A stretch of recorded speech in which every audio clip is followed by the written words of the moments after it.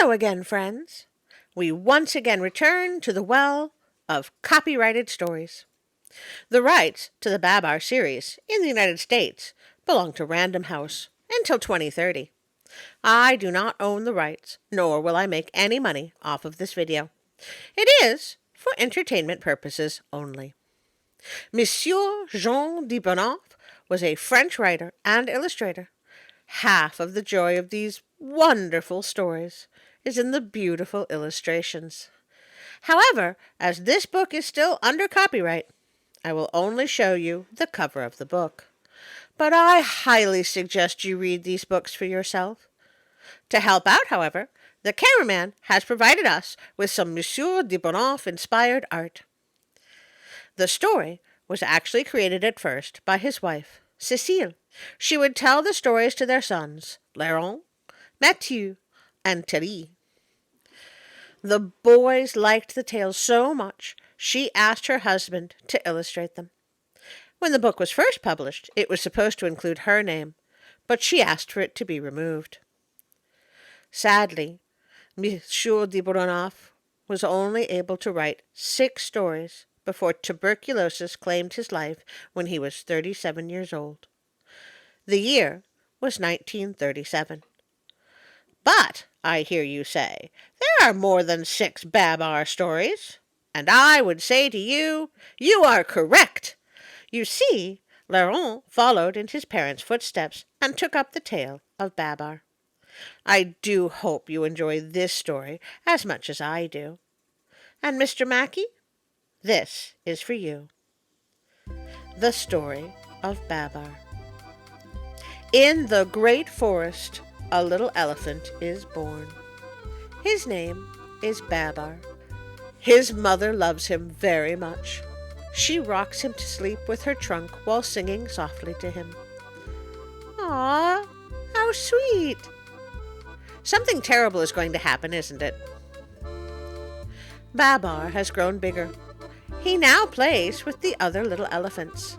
He is a very good little elephant. See him digging in the sand with his shell.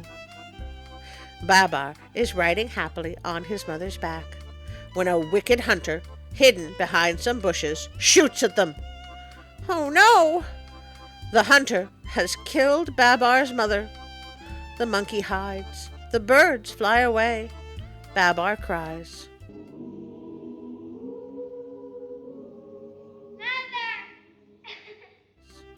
The hunter runs up to catch poor Babar.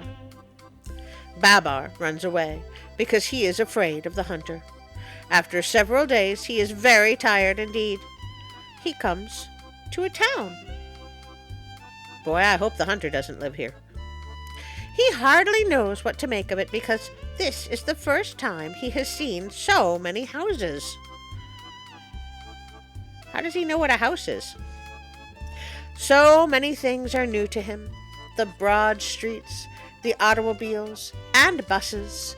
However, he is especially interested in 2 gentlemen he notices on the street. He says to himself, "Really, they are very well dressed. I would like to have some fine clothes too. I wonder how I can get them." Ah! A talking elephant! Luckily, a very rich old lady who has always been fond of little elephants understands right away that he is longing for a fine suit. You know, the way all elephants long for a suit.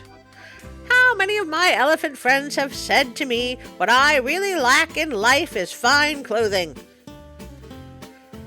As she likes to make people happy, she gives him her purse. Babar says to her politely, "Thank you, madame." Well, that's nice. Now he has a purse. He will need shoes to go with it. Without wasting any time, Babar goes into a big store. He enters the elevator. Did he find the freight elevator, or does this box store just have industrial-sized elevators? It is such fun to ride up and down in this funny box that he rides all the way up 10 times and all the way down 10 times. He did not want to stop, But the elevator boy finally said to him, "This is not a toy, Mr. Elephant. You must get out and do your shopping." "Look, here is the floor walker." What is a floor walker? A floor walker is a senior employee in a large store, usually a department store, who supervises sales staffs, in addition to directing and assisting. "Oh, I see, like a manager."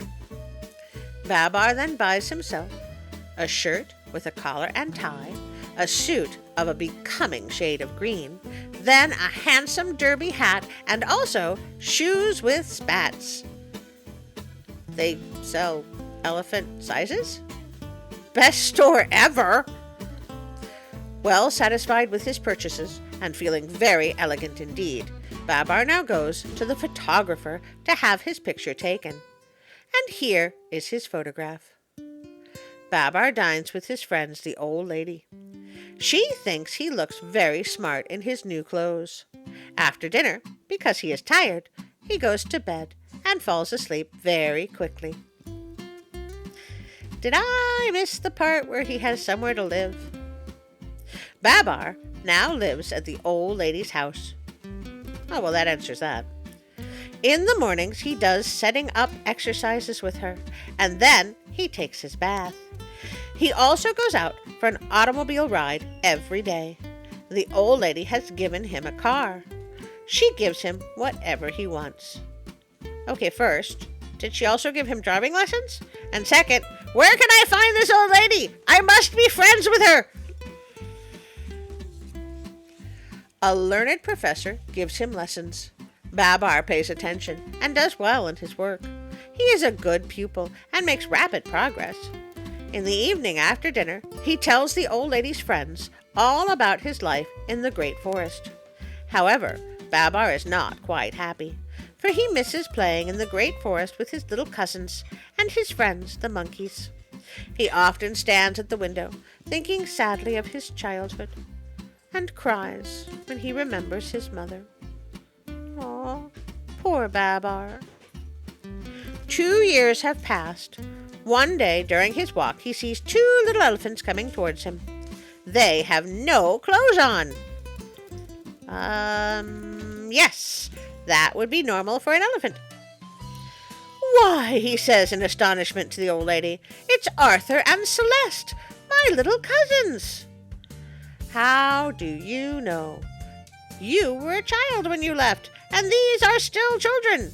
Did you meet them?" "I'm so confused." Babar kisses them affectionately and hurries off with them to buy them some fine clothes. Because we can't have naked elephants, they have to at least have their trunks on. He takes them to a pastry shop to eat some good cakes. Meanwhile, in the forest, the elephants are calling and hunting high and low for Arthur and Celeste, and their mothers are very worried. Fortunately, in flying over the town, an old marabou bird has seen them and comes back quickly to tell the news. What is a marabou bird? Oh, the marabou stork. Large Latin word. Is a large wading bird in the stork family. Yes, it's native to the sub-Saharan African. Oh, it's just an ugly stork.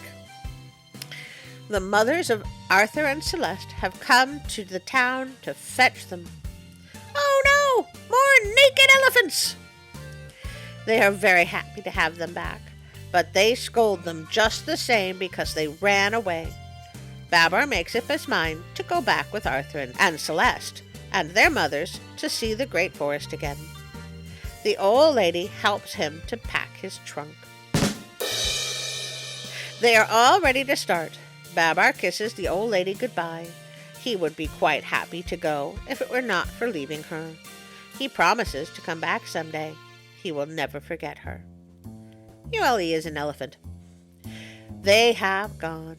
There's no room in the car for the mothers, so they run behind and lift up their trunks to avoid breathing the dust. Rude. The old lady is left alone. Sadly, she wonders, When shall I see my little Babar again?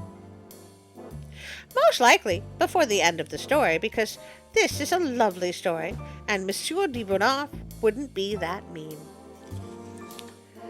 Alas, that very day, the king of the elephants had eaten a bad mushroom.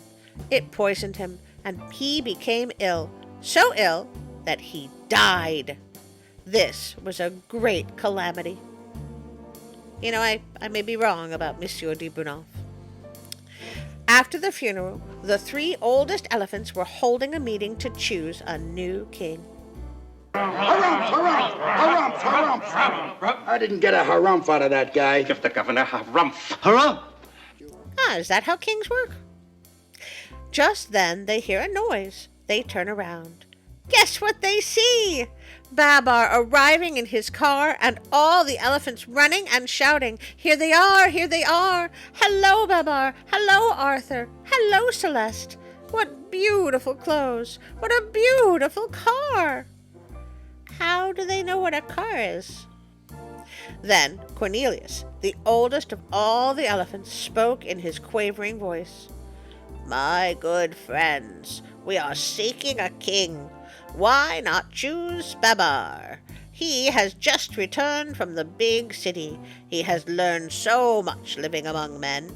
Let us crown him king." After all, he has a nice car. Seems like a good way to choose a king. All the other elephants thought that Cornelius had spoken very wisely, and eagerly they await Babar's reply. "I want to thank you one and all," said Babar, "but before accepting your proposal, I must explain to you that, while we were traveling in the car, Celeste and I became engaged. If I become your king, she will be your queen." And people think Disney princesses move too fast. Also, how old is she? And isn't she his cousin? Or am I just ruining this lovely classic tale? "Long live Queen Celeste! Long live King Babar!" cried all the elephants without a moment's hesitation. And thus it was that Babar became king. "You have good ideas," said Babar to Cornelius. "I will therefore make you a general, and when I get my crown, I will give you my hat." Seems like a fair exchange. "In a week I shall marry Celeste, and we then have a splendid party in honor of our marriage and our coronation." Then, turning to the birds, Babar asks them to go and invite all the animals to the festivities, and he tells the dromedary to go to the town and buy some beautiful wedding clothes. Oh, I know this one. A dromedary is a kind of camel. The wedding guests begin to arrive. The dromedary returns with bridal costumes just in the nick of time for the ceremony. After the wedding and coronation, everybody dances merrily. Talk about bringing down the house. The festivities are over. Night has fallen. The stars have risen in the sky. King Babar and Queen Celeste are indeed very happy. Now the world is asleep. The guests have gone home, happy, though tired from too much dancing. They will long remember this great celebration. And now King Babar and Queen Celeste, both eager for further adventures, set out on their honeymoon in a gorgeous yellow balloon. A really, really big balloon. The end. Oh, I do so love that story. Well, aside from the Bambi beginning. It's such a sweet tale. All of the books are wonderful. I hope you go and read them. Be warned, they are often in cursive. Now is the time I ask you to like, share, and subscribe. I am always so glad when you leave comments. I love talking with you. I cherish all of the comments so much. Please, if you wouldn't mind, and haven't already, click on the notification bell and toggle the all option. I only put out one video a week, so that should make it all much easier. I would like to thank Pixabay.com for the sounds and images they provide. It helps a tiny channel like me so much. So, if you have some time, please show them some love. If you would like to support me on Patreon, Instagram, or Facebook, there are links in the description below. Thank you, my wonderful friends, for being here with me. And thank you, Mr. Mackey, for the request. And now, a special thank you to my Patreon friends.